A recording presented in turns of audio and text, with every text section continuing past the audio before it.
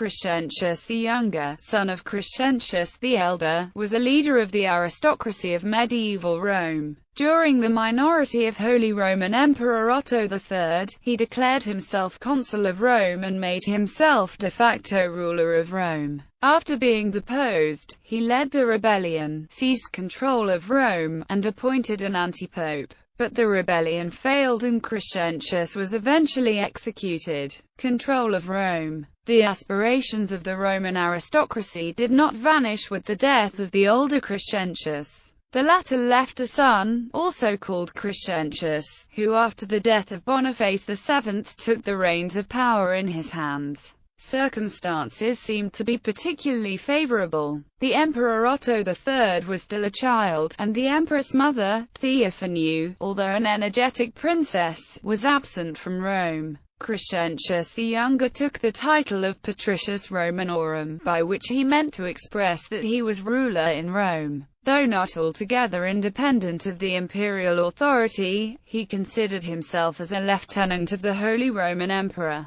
It is quite likely that the election of Pope John XV, who succeeded Boniface VII, was accomplished with the participation of Crescentius, although the particulars of that election are unknown. In some of the official documents of the time, issued by the Pope, the name of Crescentius and his title of Patricius appear together with the name of John XV, and for a number of years Crescentius exercised his authority apparently without opposition. When the Empress Theophanu came to Rome in 989, she conducted herself as empress and sovereign, while leaving Crescentius his subordinate position. Fall from power. Meanwhile, the young Emperor Otto III assumed the reins of government, and in 996 made his first journey to Italy, induced by various considerations, especially by the appeals of Pope John XV.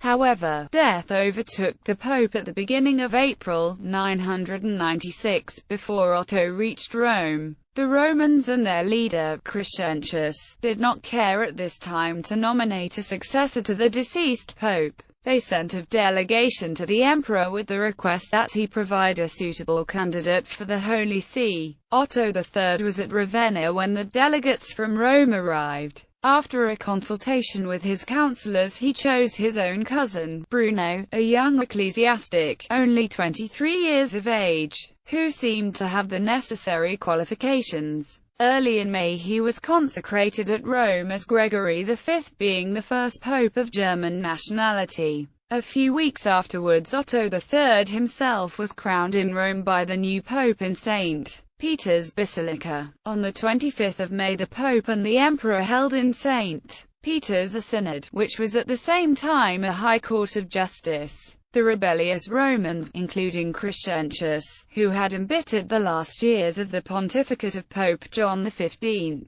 were summoned to give an account of their doings. The result was that a certain number, among them Crescentius, were sentenced to banishment. Pope Gregory V, who wished to inaugurate his pontificate with acts of mercy, pleaded for the guilty, and the emperor withdrew his sentence of exile. Crescentius was deprived of his title of Patricius, but was permitted to live in retirement at Rome. Rebellion. The clemency shown to Crescentius by the Pope was repaid with deeds of violence. Only a few months after the departure of the emperor for Germany, a revolt broke out in Rome under the leadership of Crescentius. The foreign pope and the many foreign officers installed throughout the papal states were offensive in the sight of the Romans. In September 996, the pope was forced to flee with only a few attendants. At Pavia he held a synod in February 996, in which he pronounced sentence of excommunication against Crescentius, the usurper and invader of the Church of Rome. Crescentius, far from being moved by these proceedings against him, completed his work of rebellion by appointing an antipope, Johannes Philagathos.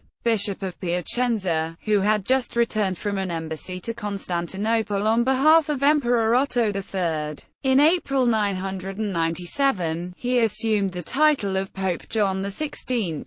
In February 998, Otto III returned to Rome with Pope Gregory V and took possession of the city without much difficulty. The antipope sought safety in flight, while Crescentius shut himself up in Castel Sant'Angelo in Rome. John XVI was soon captured by the emissaries of the emperor. His nose and ears were cut off, his eyes and tongue were torn out, and in this pitiable condition he was made to ride backwards on an ass. At the intercession of Saint Nilus the Younger, one of his countrymen, his life was spared. He was sent to the monastery of Fulda, in Germany, where he died about 1001. Towards the end of April Castel Sant'Angelo was taken, Crescentius was made prisoner and executed and his corpse hung on a gibbet erected on Monte Mario. Afterwards his remains were interred in the church of S. Pancrazio on the Janiculum.